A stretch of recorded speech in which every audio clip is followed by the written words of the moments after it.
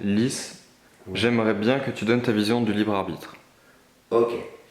Ben alors, Lise, des bisous. On se voit le mois prochain sur Paris. Euh, alors, le libre arbitre, moi je suis passé par différentes étapes. Je m'appuie énormément au quotidien, notamment dans le tout est parfait. Quel que soit ton choix et quel que soit le chemin que tu prends, que tu ailles à gauche, que tu ailles à droite, que tu ailles tout droit ou que tu n'avances pas, tout est parfait. Et donc finalement, il n'y a pas vraiment de choix à faire. Et aujourd'hui, je ne suis pas vraiment persuadé qu'il y a un libre arbitre. C'est un film qui se déroule. Là, j'ai une image. Euh, Imagine justement un film et le tournage d'un film. Toi, en tant que Lys, tu es un personnage. Et ce n'est pas toi qui, en réalité, écris le scénario. Tu suis juste ce qui se présente et les situations. Ce qui voudrait dire qu'il n'y a pas vraiment de libre arbitre. Alors que bien souvent, et moi le premier, on se raconte des histoires, on a l'impression de faire des choix. Faire des choix, c'est juste lutter contre ce qui est. On a cette possibilité de faire le choix de laisser la vie ou la partie plus haute de nous, ou le divin en nous, de décider en ne faisant plus de choix.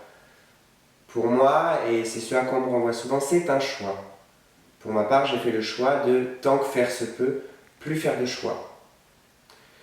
J'ai aussi un autre exemple qui me vient. À un moment,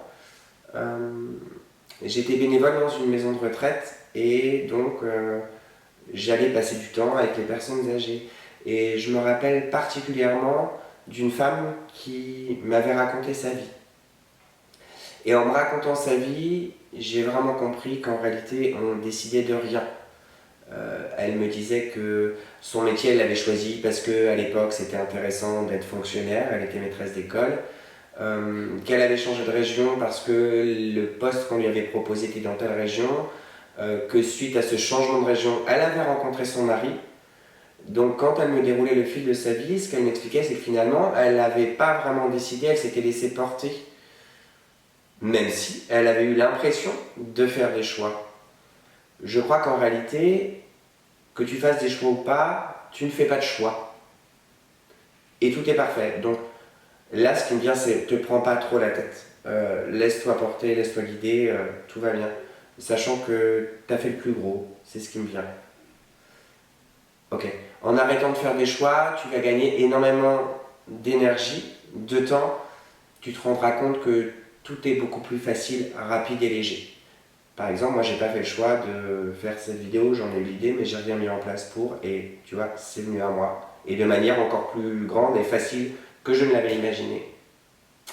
Voilà, je te fais à nouveau de gros bisous et à tout vite.